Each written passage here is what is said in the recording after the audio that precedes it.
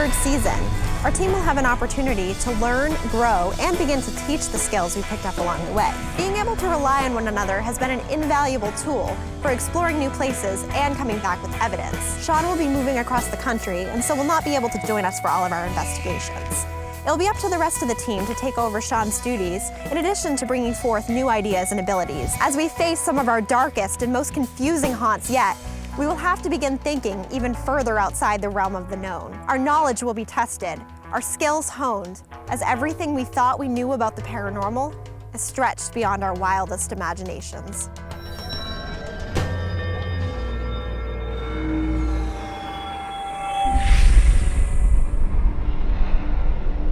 Tonight we find ourselves at the Greater Rumford Community Center in the heart of the city's downtown area. While the 100-year-old building may not look like much from the outside, the interior of the GRCC is a vast maze of rooms, corridors, and expansive areas which could provide cover for the spirits who are said to reside here. However, the large amount of identities this building has, along with the thousands of people who have passed through its doors, are what truly make the place unique. Tonight our goal is to try to communicate with some of these people who may still be in the old community center in spirit form.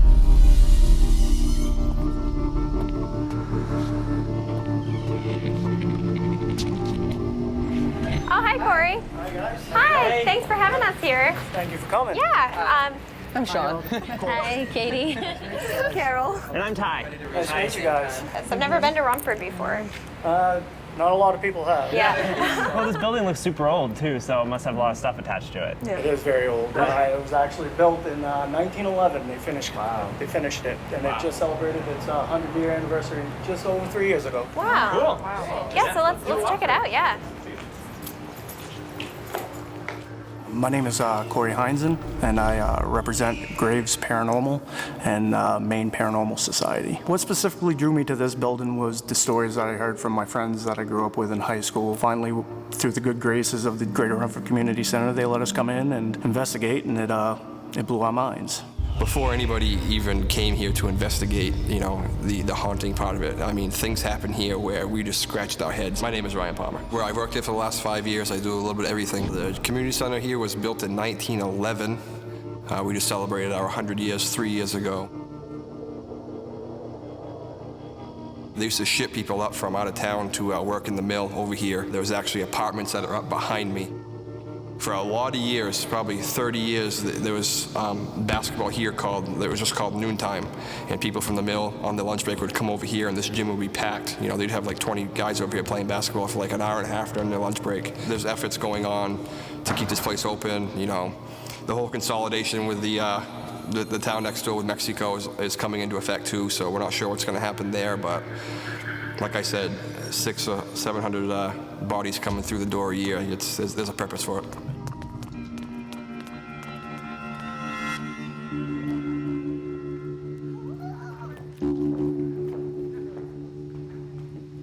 So I'm guessing this place is still used as a recreational center. So it's still an active rec center.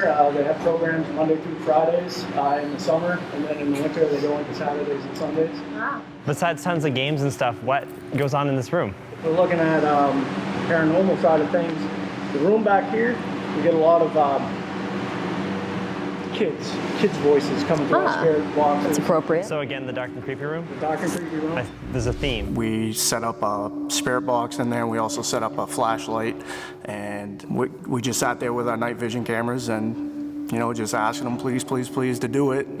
Spirit box started talking a little bit, and next thing you know, you just saw this walk in, and it was just a half torso. Walk up, turned on the flashlight, turned on, and walked out. And everybody was just like, "You got to be kidding me!" So, spirit boxes are great in here, but this is the room that usually Tom shows up. Okay. Tom. As long as you play nice with him, don't really poke him the wrong way. He's usually very, very respectful, but we haven't had issues with him. So. What kind of issues? Yeah. Just so we know. I'm an instigator, so what? Anybody that is sensitive or empath, anything like that, would really have issues with him. I had an issue with him, and I don't claim to be either of those things. But I asked him how he passed away. He didn't tell me. He just buckled a hold of my heart. I felt like I was having a heart attack. I was like 35. I don't need to have a heart attack. Right. Oh, that's great, because there's no sensitives on our team. Tom's a complex spirit. Tom showed up probably about a month ago, a little over a month ago, and just for some reason came through the spirit box, said his name was Tom, and we asked him how he passed away, and instead of telling us, he wanted to show us, and I felt like I was having a heart attack. I've never had anything happen like that before, and then through the spirit box, it just said chest. I always warn people, hey, if you hear the name Tom, don't provoke him, don't make fun of him, talk to him just like your buds, and usually he'll treat you well. So. Is this an active room too? It's a little bit active. It depends on who's actually up here. The smaller the groups, the more activity we get up here. The only thing I've ever witnessed in here is a little girl singing, and it was audible, so which was really neat. But it was just like, what the? It came from that far corner. Some people, a lot of shadows and stuff in here, but a lot of girls have a hard time staying in here. I did kind of get a weird feeling in there, especially when he said, people like to sit in here by themselves, do solitary in the ballet room. My immediate reaction was, don't be in here by yourself. But of course, that's probably means that I should be in there by myself, because that's what we do. We just go for the situations that we're not supposed to do.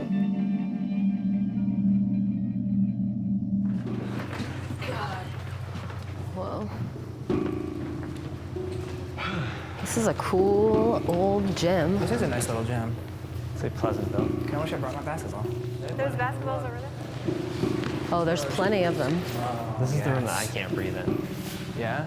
I don't know if it's just the placement of the balcony above us and the chairs up there. I just felt like we were being watched. A lot of dizziness, lightheadedness, and just having trouble breathing. I mean, it's very hot in here too, but it's a different sensation. I feel it in my ear, especially. My ears are really fiery right now, and I feel really spooked out, I'm not gonna lie. But I also really love this place.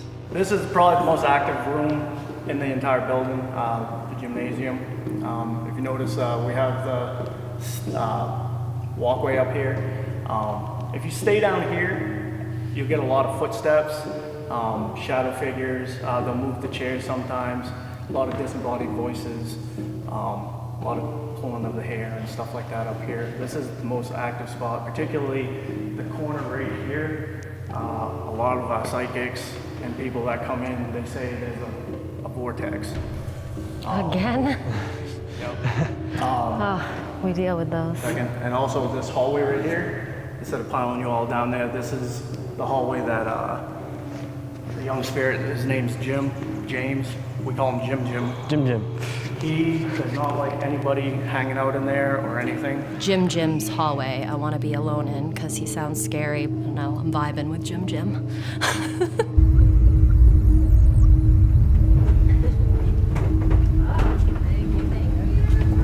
Okay, that's extra dark.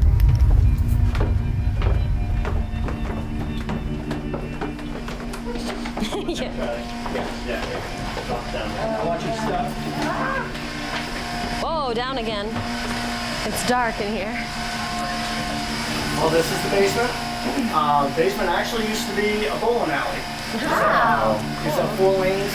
Pins used to go down there. You used to have to be manually set back up by a kid that used to sit down in there. Also had an indoor skeet shooting range. It's just used for storage now, or? Yes, primarily for storage. What kind of stuff happens down here? A lot of activity with the spirit box. We've had soccer balls, kicked off chairs. And sometimes you get a little bit of touch on the hair and stuff like that. The basement was at first really nice because this whole place is extremely hot and the basement's really cool. And so we kind of set up in the basement and we're talking about it, and then all of a sudden this dark wave came from the other end of the room, and it was really negative and it got really creepy in there really fast. So is there anything else that we should know about this area, where we should focus on when we're down here? Besides that sound, Yeah. comes and goes, like I told you guys, it'll shut off here in a little bit. It's a water pump, but down in that area, a lot of teams get activity as far as if they set up any sort of motion detectors and stuff like that. So you're pointing at the creepy dark area. Creepy dark. I'm getting a mega vibe from the creepy dark area. Really? Yeah, I felt like when we got down here there was nothing but something is like came out and is watching us right now. I felt like I was being watched by like a creepy person, possibly like stalky vibe going on in the basement. It felt fairly malicious. Maybe I'm reading the energy wrong and it's just like a lot of presence and maybe it's not as negative as I feel, but it's a bit scary.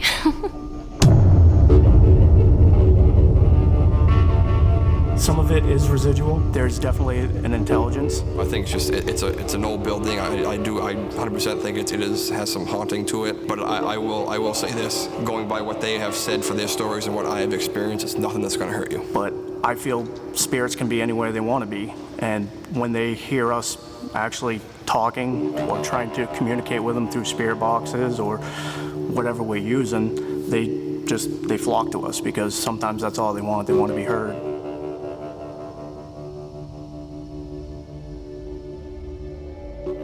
We're lucky enough to be investigating a location that was frequented by other teams. Much like the Fort Knox investigation of last season, we will be able to work in actual documented evidence instead of relying on stories and claims alone. Because of what we've heard and seen from Corey's team, it sounds like the entities here are highly interactive and intelligent in nature. We will be pre-rating our investigation with a 6. After hearing what this place is capable of, we're hoping for a pretty eventful night. So tonight, we're going to be splitting into 2 teams as usual. One of the teams is going to be Katie, Ty, and myself. We're going to be focusing very heavily on metaphysical techniques tonight. Katie and I have been practicing our tarot. We've done some unofficial ghost hunting this year to prepare for the season ahead. So we're going to be doing some tarot in hopes that will allow us an open channel to communicate with the spirits who are here. Hey guys, so the way this is going to work is the 3 of us, Ty, Katie, and I are going to start up on the 3rd floor, or I think... Yeah, with the ballerina room. The ballerina and the gym. And Sean and Carol will go off with Corey and they'll start in the basement, and then we'll each work our way up a floor and then we'll switch and go. So we keep like a floor of silence in between us. Right. Okay, so question. We've been here for a while setting up already. Has anyone else had any experiences so far? Yeah, Yeah, so like many. I knew it wasn't just me. I'm like, what the hell is going on? Before the investigation, Corey had mentioned that we could use his Frank box, and I had never seen one before and I didn't know how to use it, so I asked him to show me. I say my name and it repeats my name, and then it continues to repeat my name over and over and over again.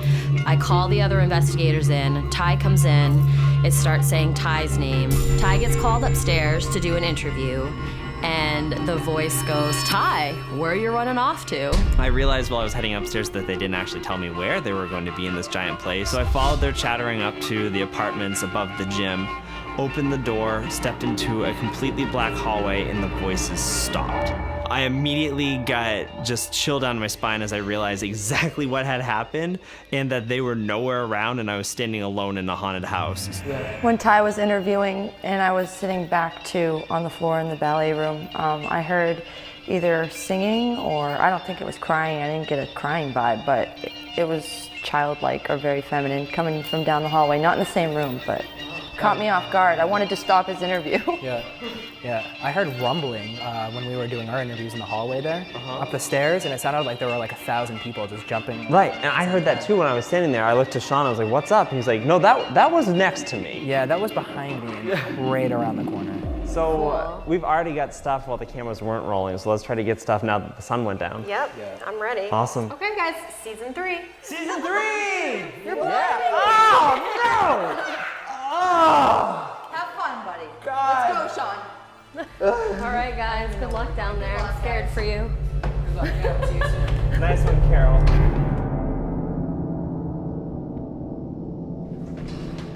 I kind of want to bust out the Ouija board with Jim. Yeah. Jim? Yeah, Did Jim wants to come play?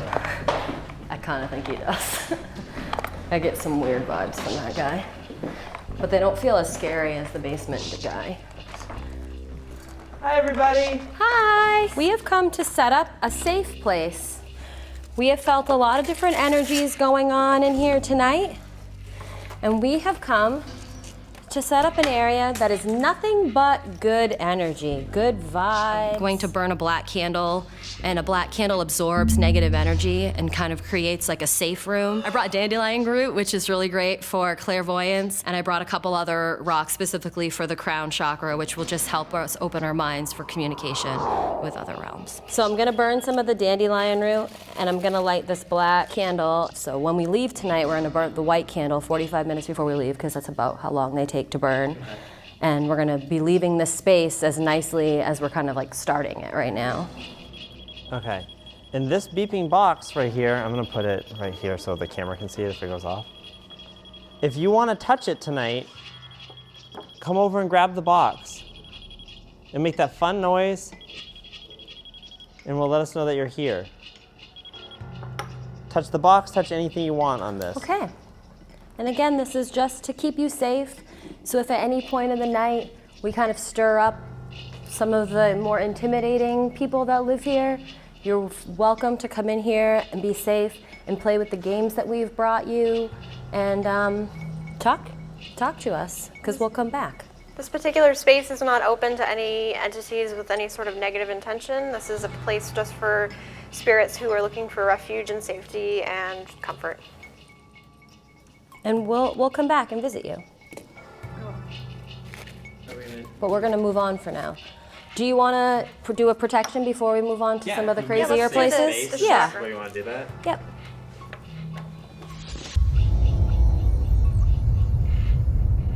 Should we sit down and ask questions for a little bit and try to get something on the recorder, or just maybe like a noise or a knock or something? Definitely. So we're down here at Dominic, and we're here to communicate with you. We'd love to have you come out and chat with us for a minute. Maybe kick a soccer ball, or pull our hair. There's a green light on the floor, and if you want to communicate with us, let us know that you're there. You can touch that, and it will go to orange, red. The more you touch it, the more it'll light up. Can you give us a sign and let us know that you're in here with us if you want to?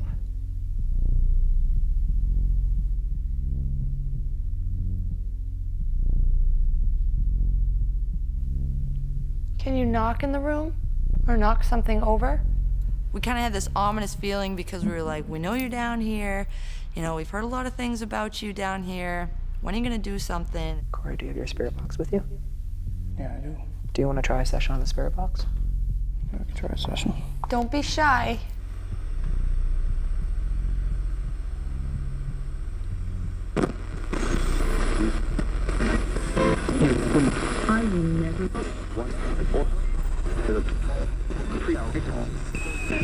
Dominic, are you here right now with us?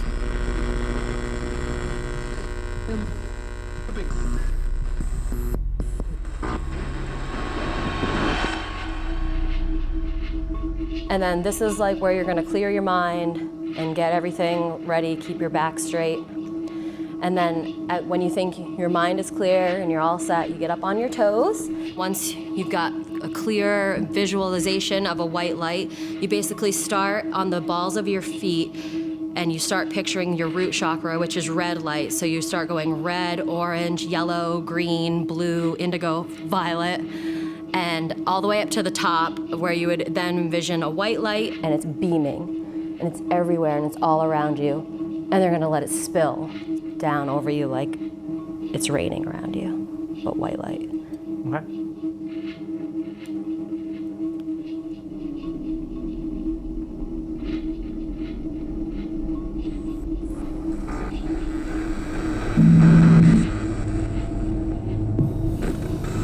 Is there anyone else down here besides Dominic that would like to communicate with us? That was very sweet. Isn't it nice? Oh yeah, so grounded. I always, immediately after, I'm always like, oh. Like the grounding tree at the That's the village point of it, though. It is house, yeah. exactly supposed to be the effect of the grounding. We're grounded. What is that? What is that? What What is that? is that? Yeah, what is that?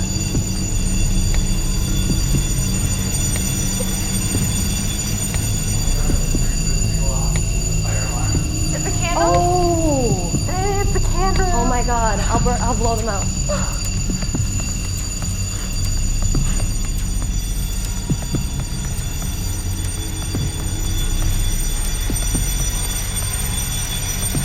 Fire alarm. Fire alarm going off. What the hell?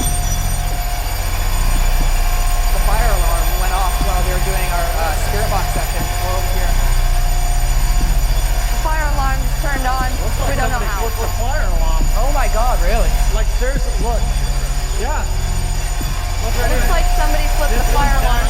That one's up. Somebody flipped the fire alarm on him. Someone has flipped the fire alarm. Somebody flipped All the right. fire alarm. All right, you guys want to stay down here? I'm going to go upstairs, probably meet with the fire department.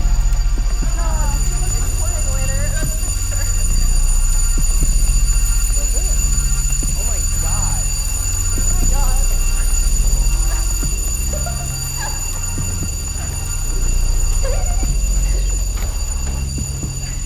It wasn't the candles, it was my ball of white light. It's just upstairs. Mike? Those are the fire alarms. This room, has anyone checked the locker room? No, why? Well, I don't know. Check the IR. What? Oh my God, the locker room's all cloudy. I don't know if it's the IR or if it's... What? Let's go in the locker room. Hello?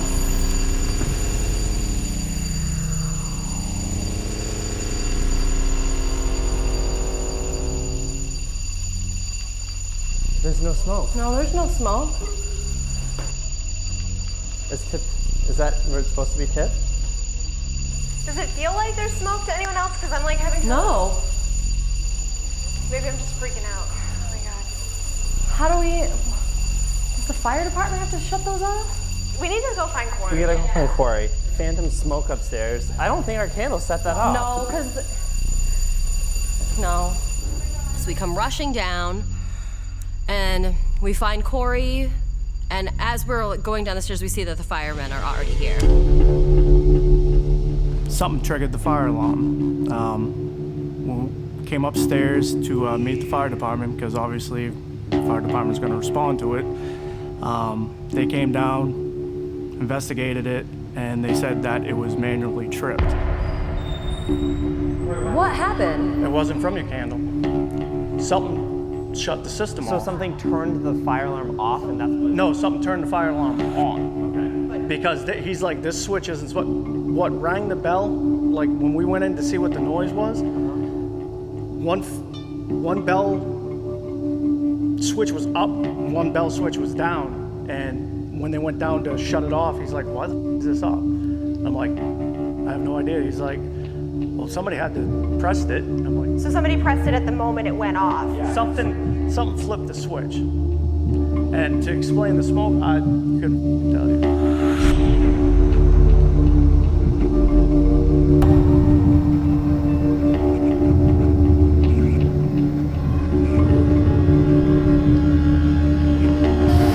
Something really doesn't like staying in there. Check Oh my God! No, I closed it because I didn't want them in. No,